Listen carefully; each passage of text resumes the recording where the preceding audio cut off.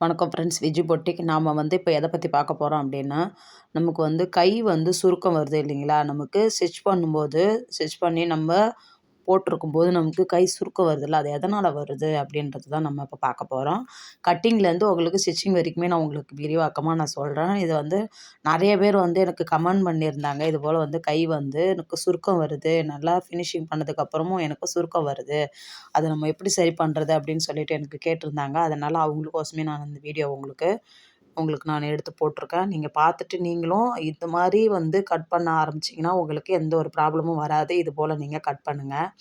பார்த்துக்கிட்டிங்களா, துணியை கரைப்பக்கம் 4ஆக மடித்து போட்டு நம்ம மடித்து உள்ளார அடித்து திருப்புறது தான் இது. அதனால் அந்த மாதிரி போட்டிருக்கேன். இப்போ அடித்து திருப்புறதுனால நம்ம அடித்து திருப்புறதுக்கோசம் நம்ம துணியை விட்டுட்டு, இப்போ கையோடைய உயரம் எவ்வளோ அப்படின்றதையும் நம்ம கரெக்டாக அதில் அளவு ஜாக்கெட்டில் என்ன இருக்கோ அது ஒரு மார்க்கிங் பண்ணிக்கோங்க. நெக்ஸ்ட்டு நம்ம பிடிச்சி தைக்கிறதுக்கு கொஞ்சம், அதாவது ஒரு 1/4 இன்ச் அளவுக்கு அதுவும் மார்க்கிங் பண்ணிக்கணும். கீழே நமக்கு அந்த கையோடைய கீழே ரவுண்ட் இருக்கு இல்லையா, அங்கே நமக்கு என்ன வருதோ அதுக்கு தகுந்த மாதிரி நம்ம அதை வச்சுக்கணும். வச்சுட்டு பாருங்கள், இது எதனாலலாம் இந்த மாதிரி ஃபால்ட் வரும் அப்படின்றதே உங்களுக்கு நான் விரிவாக்கமாக சொல்கிறேன், பார்த்துக்கோங்க. இது சுருக்கம் எதனால் வரும் அப்படின்னா, அந்த கை நம்ம இப்போது நம்ம இந்த ஷேப் கொடுத்தோம் இல்லையா, ஒரு மாதிரி லைட்டாக எஸ் மாதிரி வரும், லைட்டாக எஸ் மாதிரி வரும். அந்த நம்ம மார்க்கிங் பண்ணதுலேருந்து நம்ம அந்த ஷேப் நம்ம கொடுக்கறது. இதில் நான் 2வதாக உங்களுக்கு அந்த ஒரு ஷேப் காமிச்சேன் பார்த்தீங்களா, அது மாதிரி நீங்கள் 2வதாக பண்ண மாதிரி நம்ம மார்க்கிங் பண்ணி அப்படி நம்ம கட் பண்ணி நம்ம தைக்கிறோம் அப்படின்னும்போது அது உங்களுக்கு அந்த சுருக்கன்றது வரதான் செய்யும். இன்னொன்று எதனால் வரும் அப்படின்னா, இப்போ நம்ம கையோடைய உயரம் இந்த அளவு ஜாக்கெட் ப்ளவுஸ்காரங்களது கையோட உயரம் 6.5 இன்ச்சு.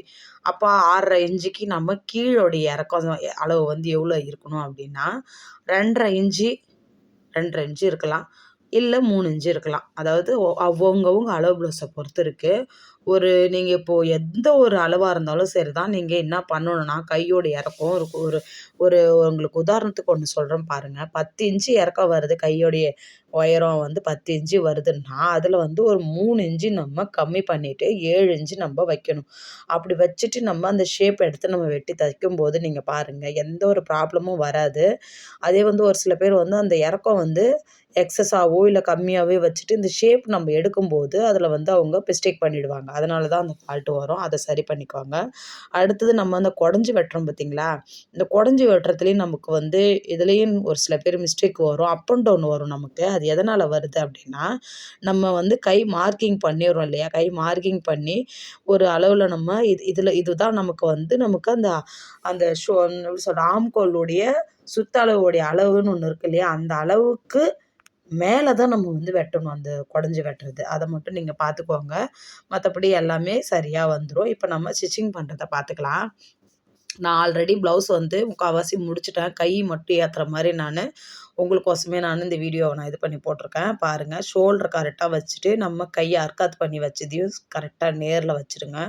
வச்சுட்டு நம்ம மெரியை தூக்கி விட்டுட்டு மேலே அப்படி வச்சு ஒரு அமுக்கு தையல் அப்படி போட்டுட்டு அப்படியே கொஞ்சம் கொஞ்சமாக எடுத்து தையுங்க. இது போல் நீங்கள் தைக்கும்போது அதனுடைய நீங்கள் சொல்கிறீங்க பார்த்தீங்களா, அந்த ஷோல்டர் அண்டை நமக்கு சுருக்கம் வருதுன்ட்டு, அதுபோல் வராது. கொஞ்சம் கொஞ்சமாக தைக்கணும். நான் இந்த மாதிரி மெத்தடில் தான் எனக்கு தைக்கிறேன். இது வரைக்கும் எந்த ஒரு ஃபால்ட்டுமே வந்தது கிடையாது.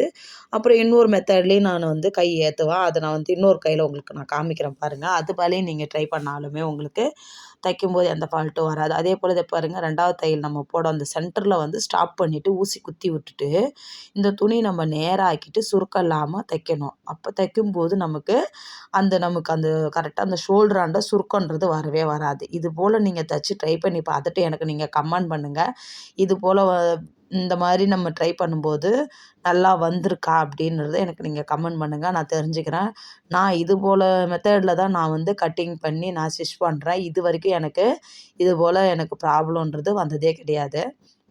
இப்போ பார்த்துட்டிங்களே, அதை பாருங்கள், எங்கன்னா சுருக்கம் இருக்கா, எவ்வளோ சூப்பராக வந்திருக்குது பாருங்கள். இது போல் நீங்களும் தைச்சி ட்ரை பண்ணி பார்த்துட்டு எனக்கு நீங்கள் கமெண்ட் பண்ணுங்கள். அடுத்தது நெக்ஸ்ட் இன்னொரு கை எப்படி பண்ணணும் அப்படின்னா பார்த்துக்கோங்க. அதே போல் நான் சென்டரில் அந்த ஷோல்டரையும் சரி தான், சென்டர் அர்க்காத்தையும் சரி தான், சென்டரில் அப்படியே வச்சுட்டு அப்படியே அதை நான் கையை வச்சுக்கிட்டே நான் சுற்றி அதனுடைய அளவை கரெக்டாக அப்படியே கொஞ்சம் கொஞ்சமாக எடுத்துக்கிட்டு போவேன் பாருங்கள். இது போலேயும் நீங்கள் ட்ரை பண்ணி பாருங்கள். இதுவுமே உங்களுக்கு ரொம்ப ரொம்ப ஈஸியாகவும் இருக்கும்.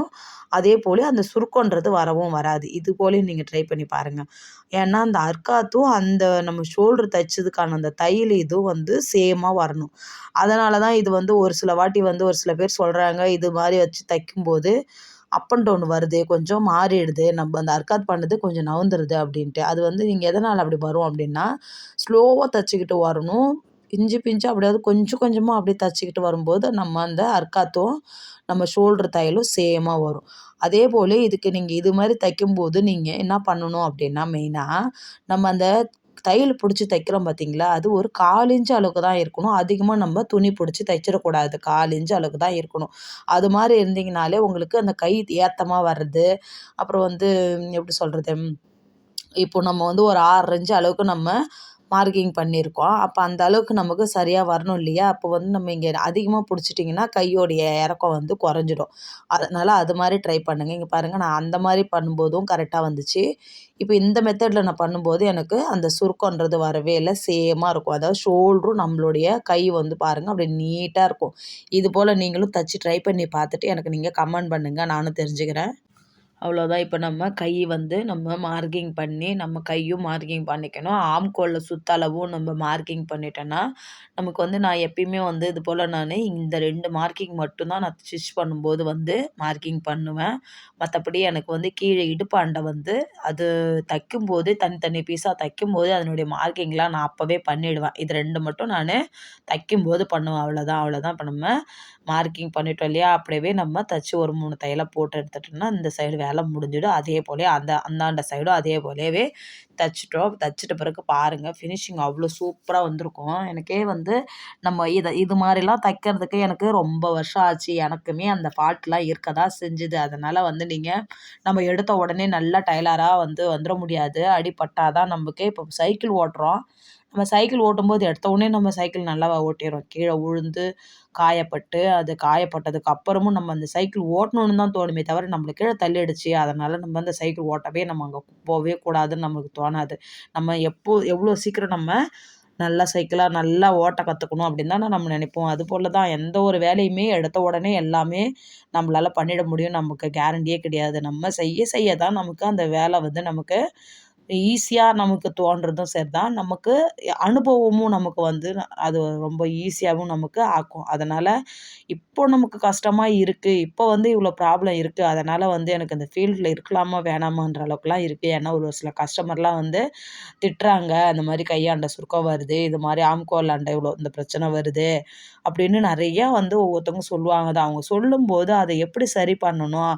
இதுக்கப்புறம் அந்த ப்ராப்ளம் எப்படி வராம பண்ணணுன்றத தான் நீங்க சரி பண்ணி அத நீங்க தச்சீங்கனாலே, உங்களுக்கு அடுத்தடுத்து நீங்க வெட்டு வரும்போது சரிதான், தைக்க வரும்போது சரிதான், அதெல்லாம் வந்து ஆட்டோமேட்டிக்கா உங்களுக்கு கரெக்ட்டா எத நம்ம பண்ணணுமோ, அது நம்ம மைண்ட்ல சேவ் ஆயிடும். அப்ப அதே போல நம்ம பண்ண ஆரம்பிச்சுடுவோம். அப்படி பண்ணும்போது எப்பயுமே நம்ம வேலை வந்து ஃபினிஷிங் வந்து நல்லா வர ஆரம்பிச்சுரும். இதெல்லாம் நீங்க கடைப்பிடிச்சுக்கிட்டு வந்தா தான் நம்ம வேலையில எப்பயுமே ஒரு சின்னதா நமக்கு தெரியும் நம்ம தைக்கும்போதே. நம்ம எப்பயும் தைக்கிறத விட இது மாரி நம்ம ட்ரை பண்ணி தைக்கும்போது அது கரெக்ட்டா வருதா? இப்ப பாருங்க அப் அண்ட் டவுனே எனக்கு வரல. சரியா இருந்துச்சு. அதேபோல எனக்கு நீட்டா வந்துச்சு எனக்கு. ஃபினிஷிங் சூப்பரா வந்திருந்தது. இது போல நம்ம தைக்கும்போது கொஞ்சம் கொஞ்சம் சின்ன சின்ன நுணுக்கங்கள் தான். அது வந்து நமக்கு எவ்வளோ அழகா வருதுன்றது நமக்கு அந்த ப்ளவுஸ் நம்ம ஸ்டிச் பண்ணி எடுத்து வைக்கும்போது தான் தெரியும். அவ்வளோ சூப்பரா வந்திருக்கும். நம்ம வந்து தைக்க தைக்க தான் நமக்கு அதனுடைய நுணுக்கங்கள்லாம் வந்து நமக்கு சரியான முறையில நமக்கு மைண்ட்ல சேவ் ஆயிடுச்சுனாலே ஆட்டோமேட்டிக்கா நீங்க அடுத்தடுத்து நீங்க இந்த ப்ராப்ளம்லாம் வராத அளவுக்கு நம்ம பார்த்துக்கலாம். இந்த வீடியோ நீங்க பார்த்தீங்க. பார்த்துட்டு நீங்க இத தச்சு ட்ரை பண்ணி பார்த்துட்டு எனக்கு உங்களுக்கு கரெக்ட்டா வந்திருக்கா? வரலையா? இல்ல இன்னும் உங்களுக்கு நுணுக்கமா சொல்லி தரணுமா? அப்படின்றதையும் எனக்கு நீங்க கமெண்ட் பண்ணுங்க. நானும் தெரிஞ்சுக்கிறேன். அப்போ உங்களுக்கு அதுக்கேத்த மாரி நெக்ஸ்ட் வீடியோவும் உங்களுக்கு அப்லோட் பண்ணணுமா? இல்ல இதே போதுமா? அப்படின்றதையும் நானு தெரிஞ்சுக்கிறேன். இந்த வீடியோவ நீங்க இதுவரைக்கும் பார்க்காதவங்க இப்ப தான் ஃபர்ஸ்ட் டைம் பார்க்குறீங்க அப்படின்னா, இந்த சேனல வந்து சப்ஸ்கிரைப் பண்ணிட்டு பாருங்க. அப்பதான் நான் போடுற வீடியோலாம் உங்களுக்கு உடனே நோட்டிஃபிகேஷன் வரும். அப்போ நெறையா நீங்க பயனுள்ள வீடியோலாம் பார்த்துட்டு நீங்களும் உங்களுக்கு யூஸ்ஃபுல்லாவும் இருக்கணுன்றது தான் என்னுடைய வேண்டுகோள். அதையும் நீங்க செஞ்சு நீங்களும் அதுக்கு தகுந்த மாரி நல்ல டெய்லரா நல்ல பேர் எடுக்கணும்னு தான் என்னுடைய விருப்பம். பாருங்க அந்த ஷோல்டர பாருங்க எவ்வளோ சூப்பரா வந்திருக்குன்ட்டு. சுருக்கம் எதனா இருக்குங்களா? பாருங்க எவ்வளோ அழகா வந்திருக்கு பாருங்க. இது போல நீங்களும் தச்சு ட்ரை பண்ணி பார்த்துட்டு எனக்கு நீங்க சொல்லுங்க. இந்த வீடியோ பிடிச்சிருந்தா லைக் பண்ணுங்க, கமெண்ட் பண்ணுங்க, ஷேர் பண்ணுங்க. Bye friends.